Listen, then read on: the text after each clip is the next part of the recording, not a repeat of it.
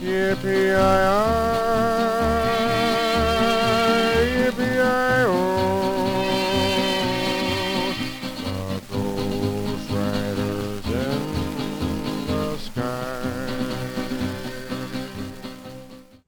Hello, my fellow readers. My name is Greg, and this is Ghost Readers in the Sky. It's Monday, and I'm calling it a Tag Monday because I have a tag. It's a Christmas tag, and I just wanted to get it out into the wild. This is the Christmas Colors tag. It's put together by BookBuds. Yep, and I was tagged by Margaret Bernard and Gavin at Genre Books. So this is just meant to be a fun tag to talk about some Christmas and winter and solstice and Festivus themes and just have a good time and spread some holiday cheer. Prompt number 1, a book with a red cover. And I picked this. It's a collection of short stories by Louis L'Amour. That's all red. It's all red. Including Louis L'Amour's shirt is even red. This is a set that was compiled by, I think primarily by his son Beau L'Amour. And this is volume 1 of a many volume series. This is called Frontier Stories. I think there are a couple in here that I have read in other collections or other anthologies, but I'm not sure. But I love Louis L'Amour's short stories, maybe more than I like his novels. He's just a fantastic short fiction writer. So there's the red book. Next one is a book with a green cover. And I picked this edition of Thoreau. This is a Library of America edition. It has Walden in the Maine Woods. And what else does it have? Collected essays and poems. I've read Walden. I think I've read Walden 3 times. I have never read the Maine Woods. And I've read a handful of essays and maybe a poem or 2. But really, Walden is my main connection with Thoreau. But this is a pretty nice, it's called the College. It's called the College Edition. It is the Library of America College Edition of Henry David Thoreau, featuring Walden and the Maine Woods and a bunch of other stuff, as these Library of America anthologies tend to do. Prompt number 3, a book with a gold cover. Well, I picked this one because it does double duty. This is Max Brand, and that's fairly golden, isn't it? But you notice the book is Cheyenne Gold. So there we go. Cheyenne Gold. I don't know anything about it. I haven't read it yet, but it is a gold cover, and it is something that I do want to read because I haven't found you can go that far wrong with Max Brand. Prompt number 4, a book that sparkles. I don't think I have any books that sparkle. I have some horse memorabilia around, but not My Pretty Pony, no unicorns and rainbows. I just couldn't see anything on my shelves at all that sparkled.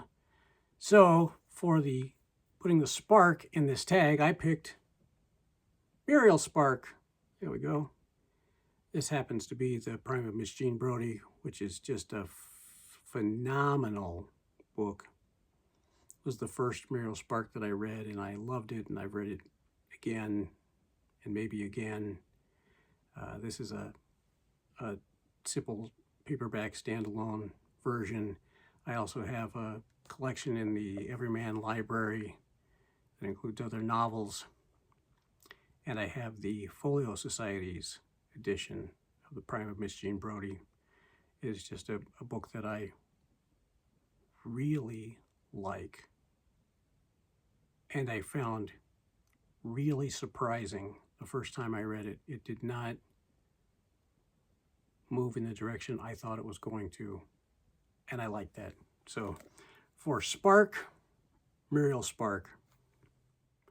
Prompt number 5, a book with snow on the cover. I picked this collection of stories from Annie Proulx called Close Range, Wyoming Stories.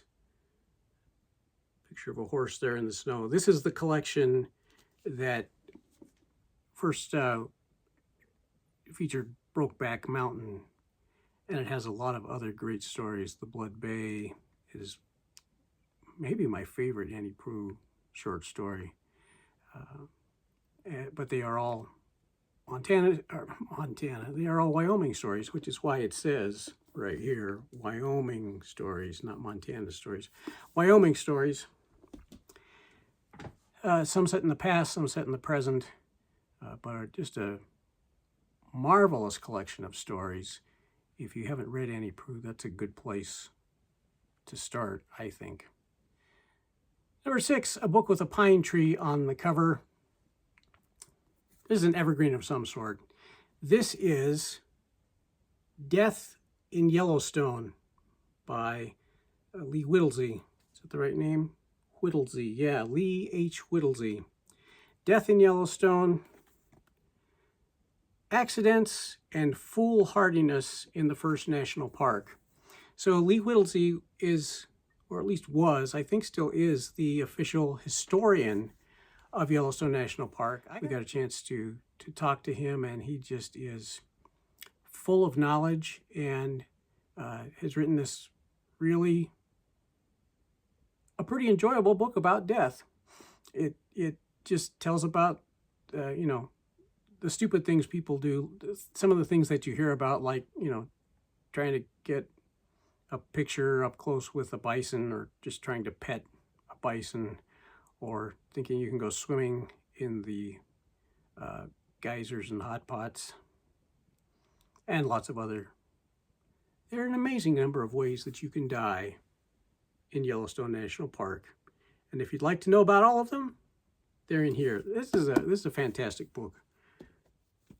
Prompt number 7 is a book with a star on the cover, and the first one I thought of was this one with many, many stars on the cover.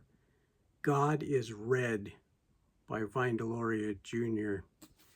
This is subtitled A Native View of Religion, a classic of Native American thought and philosophy.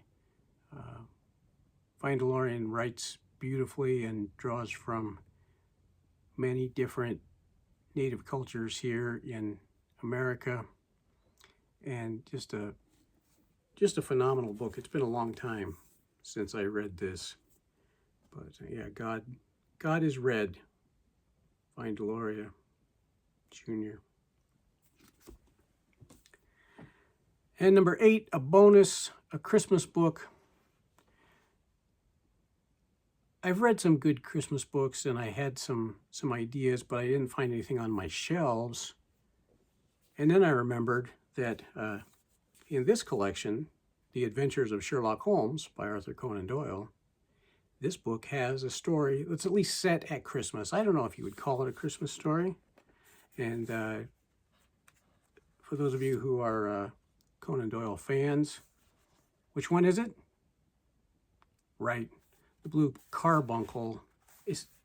The cover is gorgeous on this edition, but there are no illustrations. It's kind of plain inside, but it has a really this faux leather cover. I really like it. And the Blue Carbuncle, one of the stories in The Adventures of Sherlock Holmes, and it's set at Christmas. And that, my friends, let me double check. Yes, that's it. Number 9 is Tag People, but it is so late in the season, so there's not a lot of time to do this tag. But if you want to, just feel free to do it. So if you're watching and you want to get in another tag before Christmas, or if you just want the holiday to go on longer and you want to do a post-Christmas tag of Christmas colors, I ain't going to stop you. So there it is, Christmas colors. Thanks to Margaret and Gavin for tagging me. Thanks to Joseph and Mary, Book Buds, for creating this tag. And that's everything for me. I hope you're having a good holiday season. Whatever holidays you do or don't celebrate, however things work for you, I do hope that this time of the year is going well.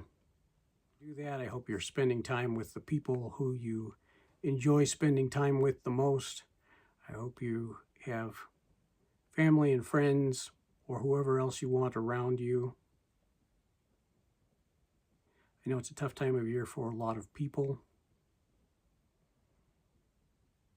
and I understand that.